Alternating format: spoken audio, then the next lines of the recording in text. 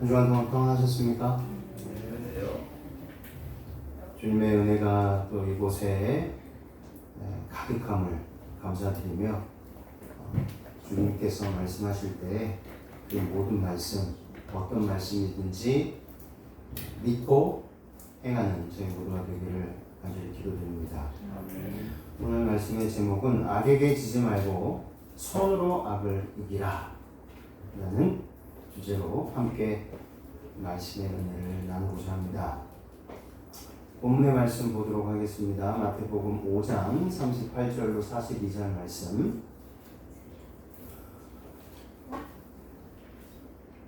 제가 공부하겠습니다. 또 눈은 눈으로 이는 이로 갚으라 하였다는 것을 너희가 들었으나 나는 너에게 이르노니 악한 자를 대적지 말라. 누구든지 내 오른편 뺨을 치거든 왼편도 돌려대며 또 너를 송사하여 속옷을 가지고자 하는 자에게 겉옷까지도 가지게 하며 또 누구든지 너로 억지로 오리를 가게 하거든 그 사람과 승리를 동행하고 내게 구하는 자에게 주며 내게 꾸고자 하는 자에게 거절하지 말라.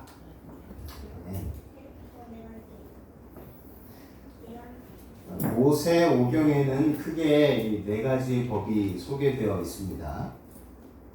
첫 번째는 무엇입니까? 십계명이라고 불리는 도덕법입니다. 이것은 영원한 법이죠. 모든 법의 최우선하는 우리나라의 헌법과 같은 위치에 있는, 예를 들자면 하나님의 중심이 되는, 하나님이 어떤 분이신지를 알려주는 하늘의 법입니다. 두 번째는 의식법입니다. 혹은 제사법, 의문의 율법이라고도 하는 법입니다. 이것은 부정하게 되었을 때 정결케 되는 방법, 제사장 위임 예식 방법 등의 수많은 의식들이 기록되어 있습니다. 세 번째는 위생법입니다. 건강과 위생에 관한 것을 아주 자세하게 기록하고 있고, 의식법과의 차이점은 의식 혹은 제사를 통해 정결할 수 있다는 규례가 없는 것입니다. 부정한 음식으로 부정하게 되었을 경우 제사를 통해 정결해지지 않는 것을 특징으로 하고 있습니다. 네 번째는 민법입니다. 민법, 사람들 간의 관계 또는 농사법, 또 여러 가지 살아가면서 발생되는 그런 법들, 옷 입는 법 등 그 당시에 살던 사람들의 삶의 방법을 구체적으로 제시하는 법. 이 민법은 시시때때로 바뀔 수 있습니까? 없습니까? 네, 있습니다.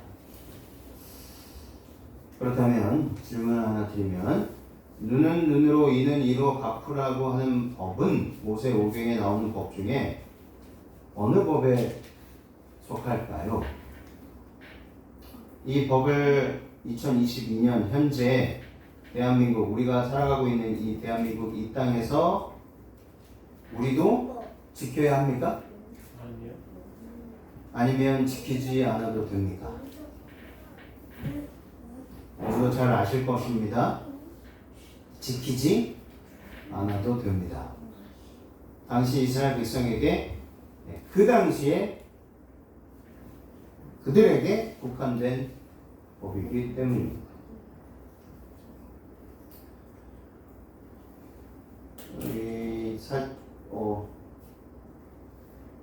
루브르 박물관에 소장하고 있는 쐐기 문자로 된 돌입니다. 학교 다니실 때 좀 많이 배우셨을 거예요. 함무라비 법전입니다. 3700여 년 전, 그러니까 BC 1750년 경에 바벨로니아에는 눈에는 눈, 이에는 이라는 원칙으로 사회 문제를 해결한 왕이 있었습니다. 바로 함무라비 왕입니다. 함무라비는 왜 이런 원칙을 만들었을까요?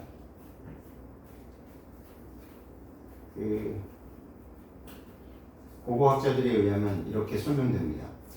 함무라비 왕은 전쟁이 끊임없는 이 땅에 정의를 세우는 왕이 되고 싶어 했다고 합니다. 그래서 상업과 농업을 발달시키고 언어를 통일하고 또 조세제도와 군사제도를 변화시켰던 그런 왕이었다고 합니다. 무엇보다도 굉장히 넓은 제국 안의 다양한 문제를 공평하게 처리하고 싶었던 이 왕의 마음이 이 법전을 만들기에 이르렀던 것 같습니다. 하지만 영토는 넓고 왕의 몸은 하나이기 때문에 그럴 수가 없었어요. 그래서 각 지회, 각 지방마다 왕을 대신해서 문제를 해결해 줄 관리를 파견합니다. 그리고 언제 어디서나 왕이 재판하는 것처럼 똑같은 기준을 만들어 주기로 결심했습니다. 당시 일어나고 있던 문제들, 예를 들면 이런 도둑질, 폭행, 사기, 가족관계, 의료사고 등 분야별로 해결해야 될 것들이 굉장히 많이 있는데 이 기준점이 되는 것을 만들어야 했었다는 것입니다. 이것을 함무라비 법전이라고 부르고 있고요. 이 법전은 아까 보셨던 대로 너비가 65cm, 둘레가 1.9m, 높이가 2.25m의 큰 돌에 당시에 사용했던 쐐기 문자로 기록되어 있습니다.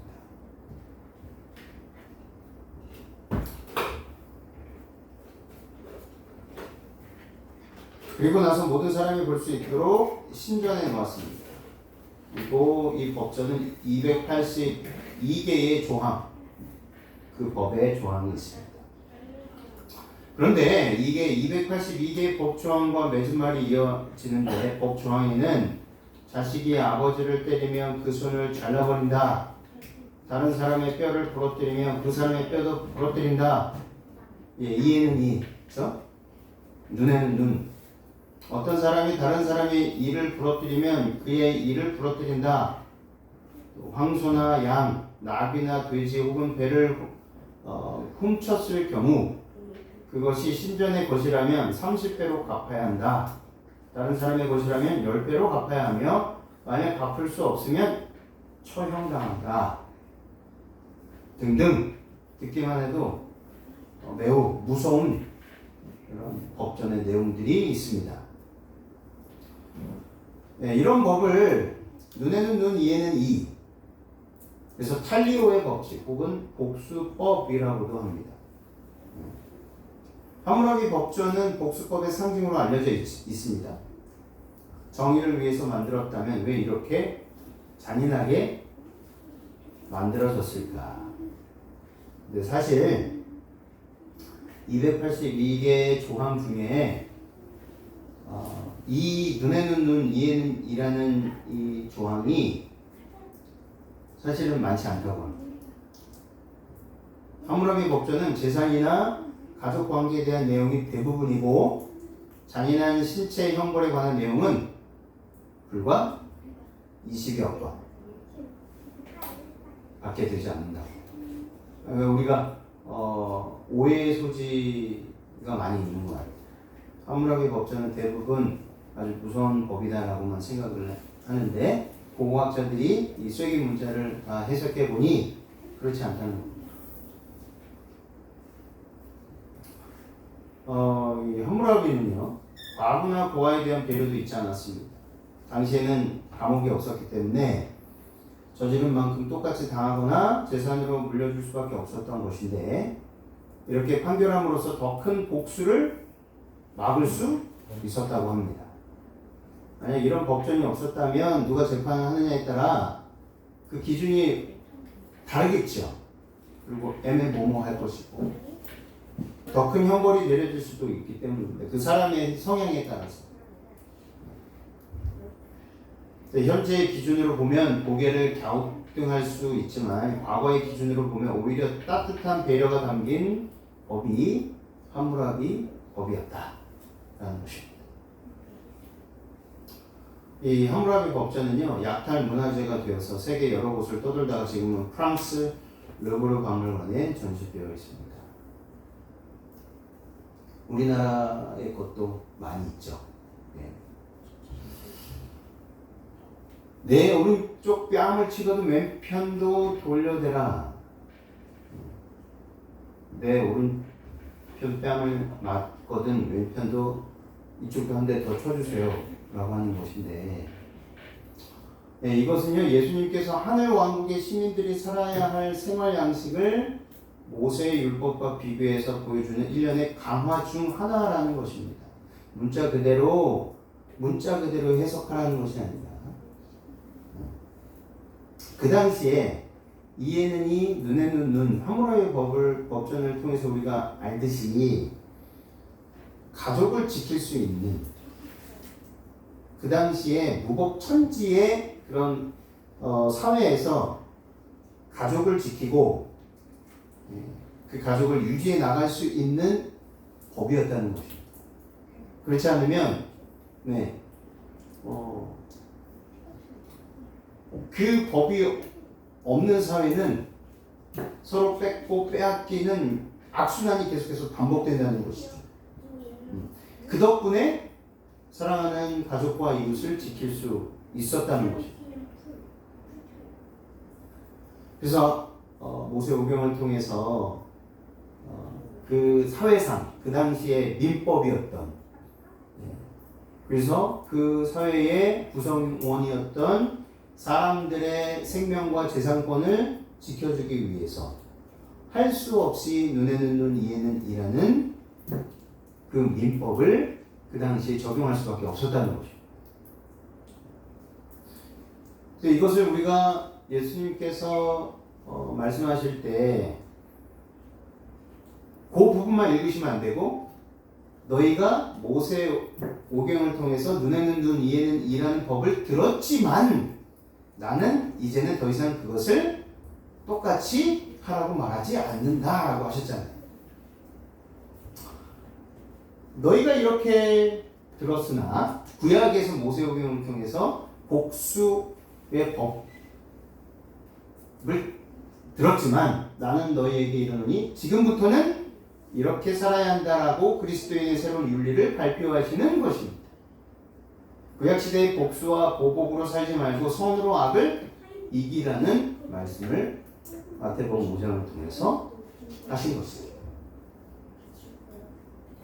이해하셨습니까? 함무라비 법을 통해서 우리가 왜 모세오경에 이에는 이, 눈에는 눈이라는 법이 있을 수밖에 없었는지.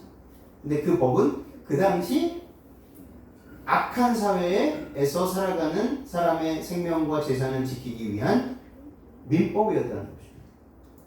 그리고 이제 발전하면서 그 민법이 끊임없이 뭐 하게 됩니까? 민법도 발전하게 되면서 그 복수법이 자연스럽게 사라지게 되는 것입니다. 그것을 율법인 것처럼 생각해서는 안 된다는 것입니다. 악을 대적하지 말고 선을 행하라는 말은 무슨 뜻인가? 그러면 예수님께서는 신약에 와서 그렇게 말씀하시고, 구약에서는 하나님께서는 복수법을 그것을 인정하시고 그렇게 하라고 하신 것인가? 절대 아니죠. 구약이나 신약이나 하나님께서는 한결같이 똑같은 마음으로 악으로 갚지 말고 선으로 갚고 악을 선으로 이기라라고 말씀을 하신 것입니다. 그렇다면 악을 대적하지 말고 선을 행하라는 말은 무슨 뜻인가? 마음속은 분란이 가득 차 있지만 참고 대적하지 말라는 것입니다. 네, 그렇지 않다는 거죠. 그리스도인의 윤리는 좀 더 강한 것입니다. 예수님의 말씀은 단순히 참는 것에 그치지 말고 적극적으로 그냥 내가 참아야지, 억지로 참아야지가 아니고 적극적으로 선으로 악을 감화시켜라, 감동시켜라 라는 말씀입니다. 마태복음 26장 67절에 이에 예수의 얼굴에 침 뱉으며 주먹으로 치고 어떤 사람은 손바닥으로 때리며 이르되 그리스도야 우리에게 선지자 노릇을 하라, 너를 친 자가 누구냐 하더라. 너의 이 뺨을 치는 자에게 저 뺨을 돌려대며 이 말씀을 문자적으로 해석하는 것도 문제가 있다는 것입니다. 오른쪽 뺨을 때린 사람에게 기어이 왼쪽 뺨을 들이대며 더 때려주세요 하는 것은 본문의 취지에 맞지 않습니다. 오히려 그런 행동은 상대방을 뭐하게 만듭니까? 격분시키게 만듭니다. 화나게 만듭니다. 나를 약올리는가? 저 사람이?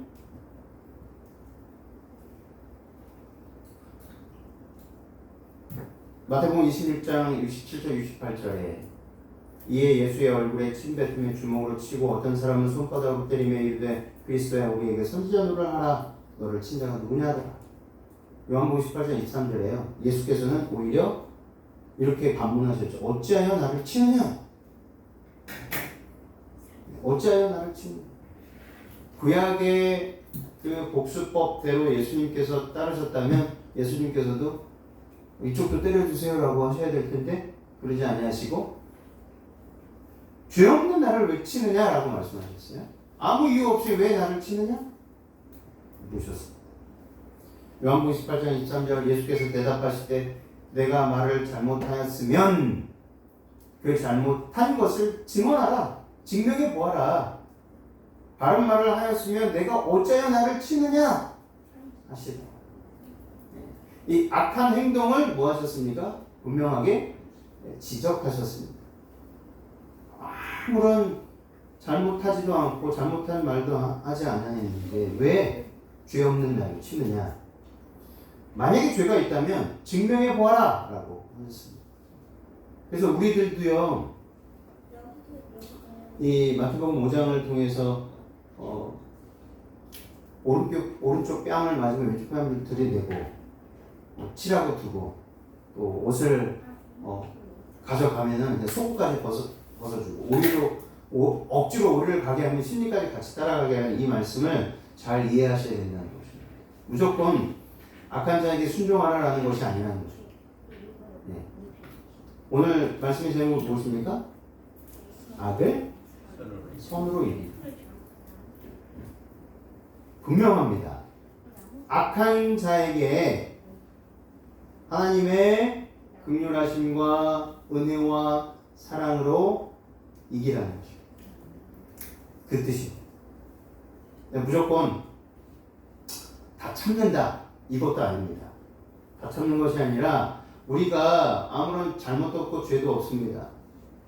그런데 억지로 우리를 송사하기 위하여 우리를 그들의 마음에 맞추기 위하여 우리를 고소하고 핍박할 때는 반드시 우리가 해야 할 말을 해야 한다는 것입니다.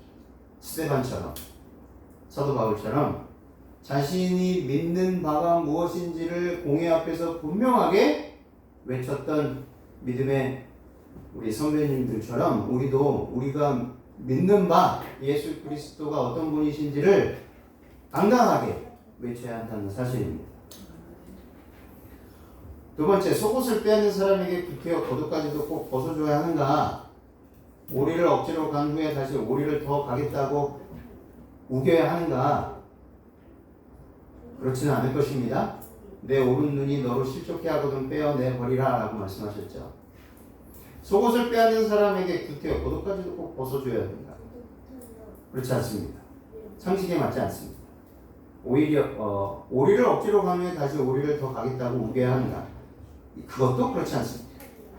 그렇다면 오늘 본문의 말씀의 이 부분은 문자 그대로 해석해야 할 것이 아니라 그 말씀의 참뜻이 무엇인지를 살펴보아야 한다는 것입니다. 예수님께서 모세의 율법과 비교하여 하신 일련의 말씀들은 행위 그 자체보다 그 정신을 중요하게 여기신 말씀으로 이해해야 한다는 것입니다. 내 오른 눈이 너로 실족해 하거든 빼어버리라 와 같은 말씀이 그 대표적인 예일 것입니다. 만약 이 말씀을 그대로 문자 그대로 실행해야 한다면 눈을 제대로 가지고 있는 사람이 있겠습니까? 한 명도 없을 것입니다. 한 명도 없을 거예요. 그렇다면 본문의 말씀이 그 문자 그대로 그 정신이 중요하다면 악을 대하는 그리스도인의 그 정신이라는 것은 과연 무엇일까? 선으로 이기라 라는 그 말씀의 뜻은 무엇일까? 첫 번째는 용서. 용서. 누가복음 23장 34절에 악을 용서하고 오히려 불쌍히 여기는 마음을 가져. 예수님께서 십자가에서 보여주신 정신이 바로 이 정신입니다. 누가복음 23장 34절에 이에 예수께서 이르시되 아버지 저들을 사하여 주옵소서 자기들이 하는 것을 알지 못함이니이다 하시더라. 그들이 그의 옷을 나눠 제비 뽑을세. 용서의 정신이 없으면 왼쪽 뺨 이야기는 나올 수 없습니다. 두 번째는 무엇입니까? 인내하는 정신입니다. 참는 정신. 불의한 일을 당하고도 반격과 복수의 정신으로 마음이 끓어오르지 않고 조용히 인내하고 견디는 정신입니다. 그것은 용서하기 때문에 가능한 것입니다. 만약에 이 전제 조건, 용서함이 없으면 참고나 인내하는 것이 불가능합니다. 그냥 표면적으로 참고 인내하는 것뿐이지 그것이 마음속에서 올라오지 않는다는 거죠. 사실 그 마음은 우리의 마음이 아니죠. 성령께서 주시는 마음, 하나님께서 심어주시는 마음. 세 번째는 단지 눈앞에 닥친 것만 겨우 참는 것이 아니라 더 큰 악이나 수모를 겪을지라도 참을 수 있는 정신. 이것이 진정으로 악을 선으로 이길 수 있는 정신입니다.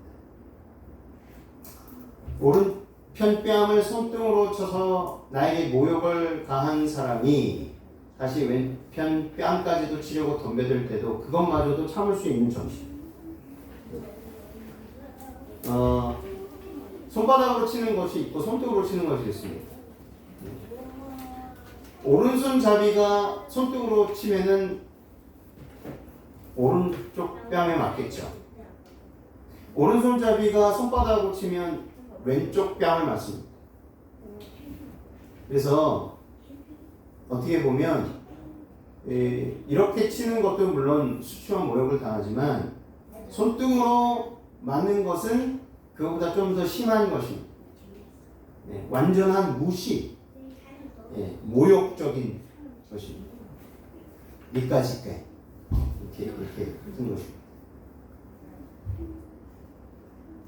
그런 모욕을 당했을지라도 그 모욕까지도 인내할 수 있는 것, 감내할 수 있는 것, 이것은 우리로서는 할 수 없는 것입니다. 그러나 그리스도 예수 안에 사는 사람은 이제는 내가 사는 것이 아니요 내 안에 그리스도께서 사시기 때문에 그것이 가능하게 됨을 경험하게 됩니다.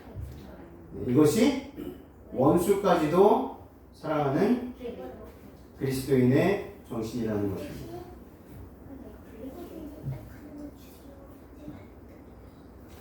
선상복음 70쪽에 예수께서는 슬픈 마음으로 앞에서 빤히 쳐다보고 있는 얼굴들을 살펴보신다.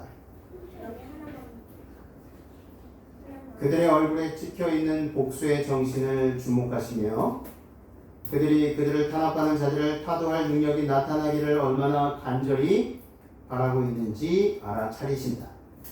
그분은 슬픔에 잠긴 음성으로 그들을 향해 악한 사람을 대적하지 말라. 누구든지 내 오른편 뺨을 치거든 왼편도 돌려대라 명령하신다. 이렇게 말씀하신 배경이 있습니다. 백성들, 그 당시 백성들, 이스라엘 백성들과 이 로마 군인들 간의 충돌이 굉장히 빈번하였습니다. 이 일은 일반의 증오심을 또한 격발시켰습니다. 로마 관리가 호위병들과 함께 급히 이동할 일이 있을 때는 흔히 이스라엘 백성들이 들에서, 논에서, 밭에서 일하는 유대의 농부들을 붙들어다가 그들에게 짐을 지워 산을 넘게 하거나 또는 필요한 다른 어떤 봉사를 하도록 강요하였습니다. 근데 이것은 로마의 법률과 관습에 따르는 일이었기 때문에 그런 요구에 반항하는 것은 모욕과 학대를 초래할 뿐이었습니다. 로마 속국이었기 때문에 그래서 로마 법으로 다스렸습니다. 그 밭에서 일하고 있는 그 유대인들을 마음대로 끌어다가 자기네들의 일을 시킬 수 있었다는 것입니다. 만약에 반항하거나 하기 싫다고 한다면 모욕과 수치를 당하더라도 어찌할 바 없었습니다. 신기하시나? 사람들의 마음속에는 로마의 멍에를 벗어버리고자 하는 열망이 날이 갈수록 많이 깊어졌습니다. 대담하고 난폭한 갈릴리 사람들은 반항 정신이 그래서 특히 강했다고 합니다. 국경 도시인 가버나움은 로마 수비대의 주둔지였고 예수께서 가르치고 계시는 동안에도 일단의 군인들을 본 청중들은 이스라엘의 굴욕을 생각하며 씁쓸해했습니다. 그리고 사람들은 그리스도가 로마의 교만을 꺾어주실 분이기를 바라면서 그분을 열심히 주목하고 있었다는 것입니다. 그때에 예수님께서 말씀하신 부분이 산상보훈 70쪽에 있는 내용입니다. 그런 마음으로 우리의 억울함을 풀어주세요.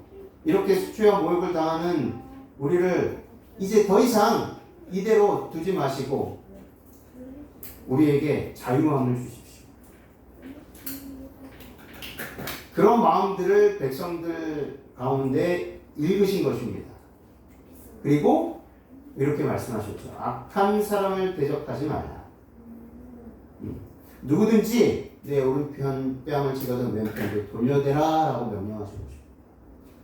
악한 사람을 대적하지 말라. 하나님께 맡겨라. 그것마저도 예수님께서 십자가에 달려 돌아가실 때에 이 모든 말씀까지 포함하신 것입니다. 너희들이 싸우지 말고 내게 맡겨라. 너희들은 할 수 없으니 그 수치와 모욕을 감당하거나 인내하거나 감내할 수 없으니 그 모욕과 수치까지 다 감당할 수 있는 나에게 맡겨라 라고 하시는 것입니다. 레위기 24장 20절 눈은 눈으로 이는 이로 갚을지라 라고 되어 있죠. 모세는 이렇게 분명하게 이스라엘 백성들에게 민법으로서 그들의 재산과 생명을 지켰습니다. 무법천지였던 시대였기 때문에.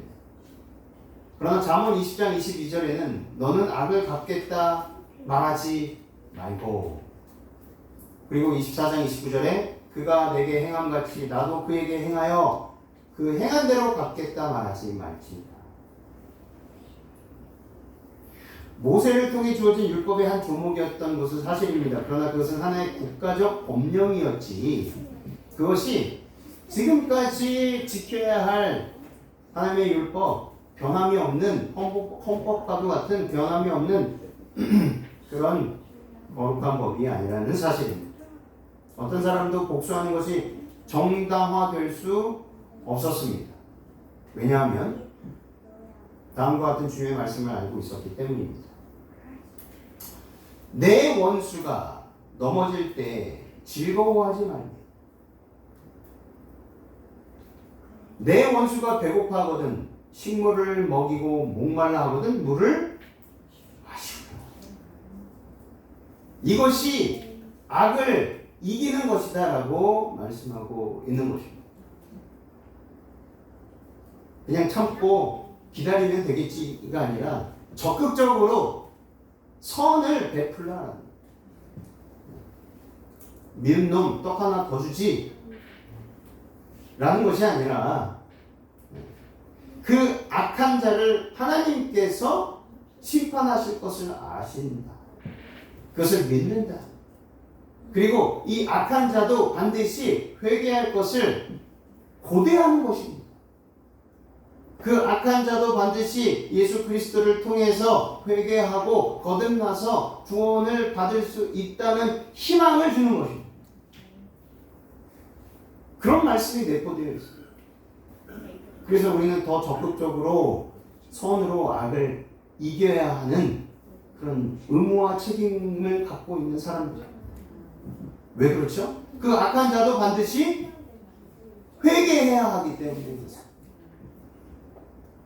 이사야 53장 6절 나를 때리는 자들에게 내 등을 맡기며 나의 수염을 뽑는 자들에게 나의 뺨을 맡기며 수욕과 침뱉음을 피하려고 내 얼굴을 가리지 아니하였느니라. 아시는 것처럼 그 당시 남성들의 수염은요, 우리나라 조선시대에도 양반들의 수염이 무엇을 상징합니까? 권위를 상징하죠. 함부로 자를 수 없습니다. 이 수염을 함부로 자르고 하는 이런 행위를 하는 그 계층들은 그 당시 상놈이라고 불려지는 천민들, 내 수염을 뽑는 자들에게 권위를 무시하는 자들에게 나의 뺨을 맡기며 수욕과 침뱉음을 피하려고 내 얼굴을 가리지 아니하였느니라. 이사야 54장 7절 그가 곤욕을 당할 괴로울 때에도 그 입을 열지 아니하였으며 마치 도수장으로 끌려가는 어린 양과 털 깎는 자 앞에 잠잠한 양같이 그 입을 열지 아니하였더라. 특징이 있습니다. 예수님께서 예수님의 그 사명을 완수하시기 위해서 때로는 침묵하셨어요. 때로는 당당하게 말씀하셨어요. 우리도 그럴 때가 있다는 것입니다. 침묵할 때가 있어야 돼요. 하나님이 우리를 통해서 역사하실 때 침묵할 때가 있어요. 억울한 일을 당했어도 침묵할 때가 있습니다.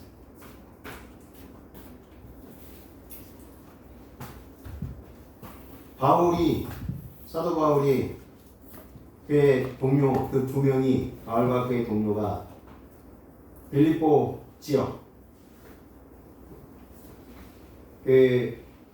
바울이 아시아로 선교 여행을 가려고 했는데 꿈에 나타나지 않습니까? 사도행전 16장에 그곳에 한 사람이 나타납니다. 사람들이 나타납니다. 우리에게로 와라. 마게도니아 사람들이 우리에게로 와라. 그래서 사도 바울이 계획했던 대로 가지 아니하고 유럽으로 가게 됩니다. 전혀 이상하지 못한 일이 벌어진 거죠. 그 마게도니아라는 지방에 빌립보라는 도시가 있었습니다. 빌립보라는 작은 그 시가 있었는데 그곳은 그 당시 로마의 지배를 받고 있었고 그 군인들의 휴양처였습니다. 그래서 정치적으로 또 그렇고 군사적으로 매우 중요한 요충지였는데 그곳에서 자주장사를 만나고요, 귀신 들린 여인을 만나고 그리고 간수를 만나고 억지로 끌려가서 매를 맞고 그리고 옥에 가둬집니다. 근데 사실은 매를 맞고 옥에 가둬지기 전에 그가 나중에 고백하지 않습니까? 그냥 그들 간수들과 그 관리들이 몰래 그들을 빼내서 떠나가게 만들 때 그렇게 하지 마라. 너희들이 로마 시민이 나에게 불법을 행했으니 적법한 절차대로 행하라 라고 했습니다. 매 맞기 전에, 감옥에 갇히기 전에 그 이야기를 할 수 있었는데 그렇게 하지 않았습니다. 침묵했습니다. 성령의 인도함을 받고 성령의 강권함을 통하여 그는 굳이 매맞지 않고 옥에 가둬져서 그 어두컴컴한 그 지하 감옥에서, 그 습한 지하 감옥에서 있을 필요가 없었습니다. 근데 그는 그렇게 하지 않았습니다. 성령께 순종하고 맡겼습니다. 그랬더니 어떤 결과를 보여주셨습니까? 간수의 가족까지 침례를 받고 구원을 받는 모습을 보게 해주셨습니다. 우리가 때때로 억울한 누명을 씁니다. 말도 안 되는 이유로 인해서 적법한 절차에 따라서 재판을 받지도 못하는 경우를 당할 때도 있습니다. 사람들에게 오해를 받을 때도 있습니다. 억울해서 하소연하고 싶을 때도 있습니다. 그러나 때때로는 성령의 인도하심을 받아 침묵할 때도 있다는 것입니다. 사도 바울과 예수님처럼 말입니다. 우리 예수님께서 하늘의 집을 떠나신 것은 원수들에게 생명의 양식을 가져다 주시기 위함이었습니다. 그분께서는 비록 요람에서부터 무덤에 이르기까지 중상과 핍박을 쌓을 정도로 많이 받으셨지만 그때마다 용서와 사랑과 긍휼을 나타내셨습니다. 이사야 선지자를 통해서 그분은 이렇게 말씀하셔요. 나를 때리는 자들에게 내 등을 맡기고 나의 수염을 뽑는 자들에게 나의 뺨을 맡기고 수욕과 침뱉음을 피하려고 내 얼굴을 가리우지 아니하였느냐. 당신을 죽게 한 자들을 위한 기도. 죽어가는 도둑에게 전한 소망의 기별은 갈바리의 십자가를 통해 각 시대로 전달되고 있고 주님 오시는 그날까지 변함없이 하나님께서 선택하신 백성들을 통해서 우리 각 사람 한 사람을 통해서 충성된 종을 통해서 이루어진다는 사실을 잊지 않게 되시길 바랍니다. 그리스도 당시에는 이 자비의 처사가 거의 무시되고 있었습니다. 그러나 예수님께서 비록 법정의 판결이 모세가 인정한 율법 이상의 것을 요구할지라도 거기에 복종할 것을 당신의 제자들에게 가르치셨죠. 그래서 그것이 그들의 의복의 일부를 요구하는 것일지라도 거기에 복종해야 했습니다. 이에 더하여 그들은 채권자에게 응당 치러야 할 것을 주는 것은 물론 필요한 경우에는 법정에서 채권자에게 몰수해 가도록 권한을 부여한 것보다 더 많은 것을 주어야 했습니다. 그래서 그분께서는 너를 송사하여 속옷을 가지고자 하는 자에게 겉옷까지도 가지게 하라고 말씀하셨습니다. 누구든지 오리를 가자고 하면 십리를 동행하라 라고 말씀하셨습니다. 신명기 24장 10절 13절에는요. 물은 내 이웃에게 구워줄 때에 내가 그 집에 들어가 전진물을 취하지 말고 너는 밖에 섰고 내게 꾸는 자가 전진물을 가지고 나와 내게 줄 것이며 그가 가난한 자여든 너는 그의 전진물을 가지고 자지 말. 해질 때에 전진물을 반드시 그에게 돌릴 것이라. 그리하면 그가 그 옷을 입고 자며 너를 위하여 축복하리니 그 일이 내 하나님 여호와 앞에서 내 의로움이 되리라. 전당포에 가면은 맡깁니다. 금시계를 딱 맡겨서 100만 원을 빌립니다. 언제까지 갚겠습니다 해. 당연히 채권자는 당연히 자기의 돈을 빌려줬기 때문에 그것을 보증하기 위해서 다시 그 사람이 채무자가 갚겠다라는 보증으로 그가 무엇을 맡기는 거예요? 자기의 재산의 일부를 맡기지 않습니까? 근데 이상하게도 가난한 자에게는 옷이 한 벌밖에 없으니 그것을 해가 지기 전에는 반드시 그 전진물을 계속 갖고 있지 말라는 것이죠. 네가 비록 돈을 빌려줬지만 다시 돌려줘라는 것. 그것이 하나님께서 모세오경을 통해서 특별히 가난한 자에게 은혜를 베풀고 가난한 자에게 사랑을 베풀라는 말씀입니다. 마태복음 5장 42절 내게 구하는 자에게 주며 내게 구고자 하는 자에게 거절하지 말라.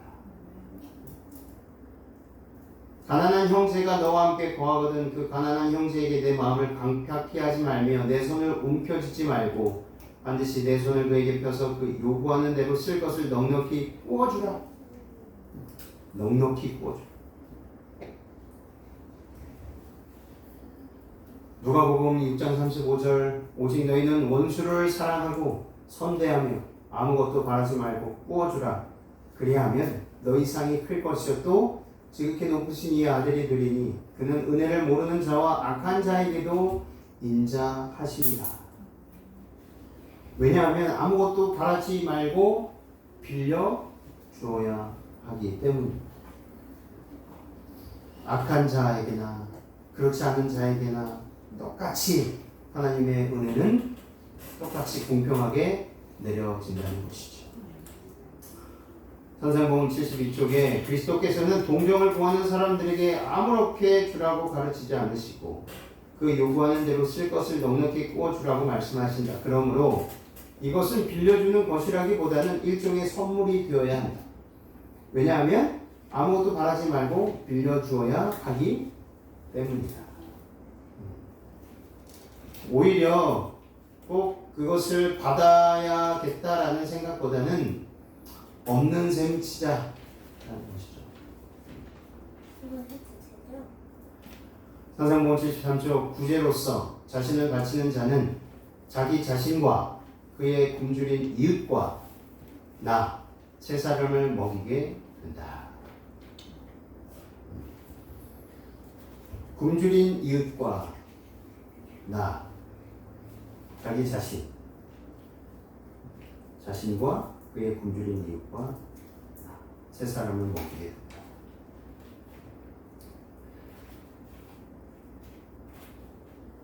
한 것이 그것밖에 없었는데 그죠? 하나님의 말씀대로 선을 통해서 그 악을 대했을 뿐인데 하나님께서는 그 배로 축복을 주신다는 사실입니다.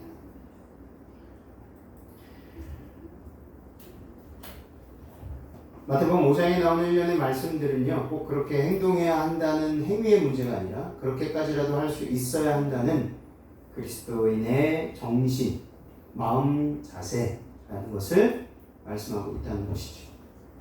그러기 위해서는 용서와 인내, 그리고 지금보다 더한 것도 견뎌낼 수 있는 성숙한 신앙의 자세가 필요하다는 것입니다. 그리고 그것이 원수까지도 사랑하는 그리스도인의 정신임을 잊지 말라 하시는 예수님의 말씀입니다. 그것은 우리가 오직 그리스도 안에 있을 때에만 가능한 일임을 기억해야 할 것입니다. 마태복음 5장 45절 하나님이 그 해를 악인과 선인에게 비추게 하시며 비를 의로운 자와 불의한 자에게 내리우심이니라.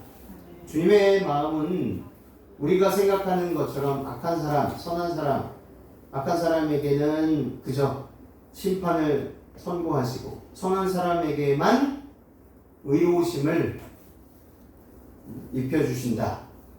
성령을 선물로 주신다. 그렇지 않다는 것입니다.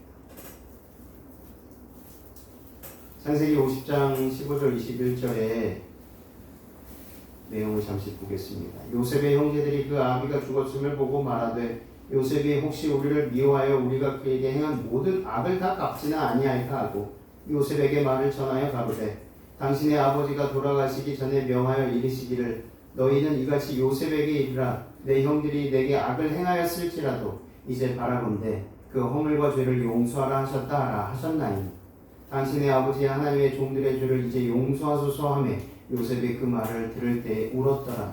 그 형들이 또 친히 와서 요셉의 앞에 엎드려 가로되 우리는 당신의 종이니이다. 요셉이 그들에게 이르되 두려워 마소서 내가 하나님을 대신하리이까. 당신들은 나를 해하려 하였으나 하나님은 그것을 선으로 바꾸사 오늘과 같이 만민의 생명을 구원하게 하시려 하셨나니 당신들은 두려워 마소서 내가 당신들과 당신들의 자녀를 기르리이다 하고 그들을 간곡한 말로 위로하였다.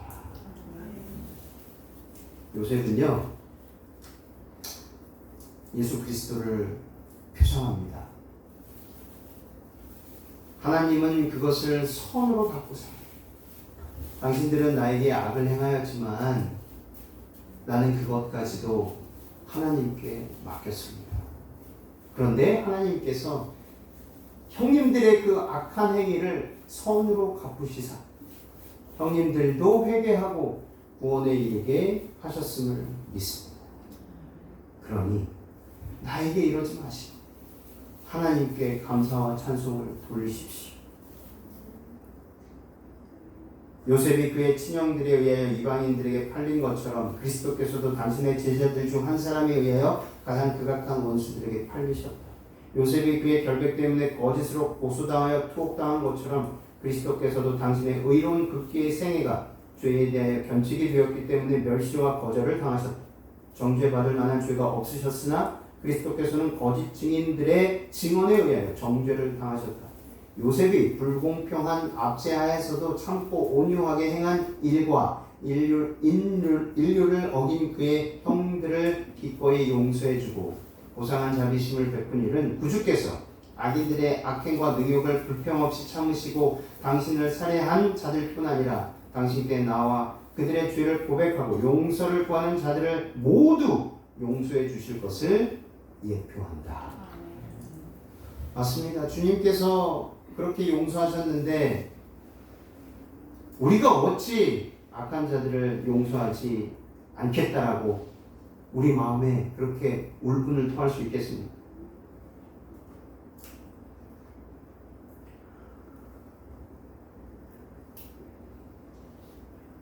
사울이 죄를 책망하시는 성령의 능력에 자신을 완전히 굴복했을 때에 그는 자신의 생애의 잘못들을 보았고 하나님의 율법의 원대한 요구들을 깨닫게 되었다.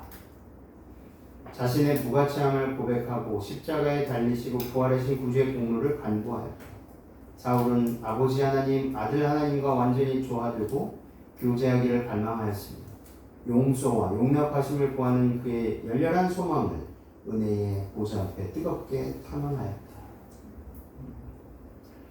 하나님과 협력하고 영적 투쟁을 위하여 성령의 인도하심에 순종하고 성령의 지도에 따라 행하여야 하는데 사도 바울은 주님의 진정한 사도 바울이 되기 전 큰 자라는 뜻을 가진 사울이었습니다. 그러나 그가 예수님을 만나고 깊이 회개하였을 때 그의 이름은 작은 자라는 뜻의 바울로 바뀌었습니다.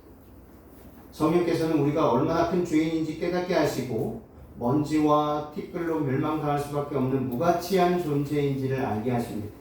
동시에 그러한 무가치한 존재인 우리를 그리고 나를 위하여 하늘의 모든 영광을 뒤로하시고 십자가의 수치와 모욕, 조롱과 매맞음을 당하신 예수 그리스도의 은혜와 아버지의 사랑을 깨닫게 하십니다. 이런 사도 바울의 경험이 있을 때에 그리고 자신의 죄됨이 얼마나 크고 용서받을 수 없는 것인지를 깨달을 때에 하나님께서 주시는 용서하심과 긍휼과 사랑이 얼마나 그를 압도할 정도로 크고 놀라운지를 깨닫게 되었던 것입니다. 마찬가지로 우리가 악을 악으로 갚지 않고 선으로 갚고 악을 선으로 이길 수 있는 유일한 방법은 사도 바울의 경험처럼 우리는 무가치한 존재임을 매 순간 깨달아야 하는 것입니다. 동시에 이 무가치한 나를, 이 죄인인 나를 어찌하여 사랑하시고 나를 살리시기 위해서 그 모든 악의 무리들 속에서 그 악을 다 감당하시고 나의 죄를 다 감당하시고 수치와 모욕을 당하셨는가? 주님의 그 은혜와 그 사랑과 용서하심을 깊이 깨달을 때 우리들은 악한 자가 우리에게 송사하고 악한 자가 우리를 괴롭히고 악한 자가 악으로 우리의 생명을 위협한다 할지라도 사도 바울의 경험처럼 그리스도 안에서 성령 안에서 온전히 인내하고 견디며 믿음으로 그 악을 선으로 이길 수 있을 것입니다. 오늘 말씀을 마치면서 시대성경 827쪽 사도시대에 부어주신 성령은 이른 비였는데 그 결과는 영광스러웠다. 그러나 늦은 비는 더욱 풍성할 것이다. 이 말씀을 꼭 기억하시고 우리 스스로 악을 손으로 이겨 내려고 하지 않게 되시기를 바랍니다. 우리 힘으로 악을 악으로 갚지 않게 되시기를 바랍니다. 우리 힘으로 악을 선으로 이길 수 없습니다. 오직 하나님께서만. 그리고 사도 바울과 같은 자기 자신의 무가치함을 깊이 깨닫고 깊이 회개하는 자만이 악을 선으로 이길 수 있다는 것을 잊지 않고 날마다 풍성한 성령의 강건하심과 능력을 입게 되시기를, 그래서 늦은 비 성령을 온전히 풍성히 받게 되시는 저와 여러분들이 되시기를 간절히 바라며 말씀을 마치겠습니다. 아멘.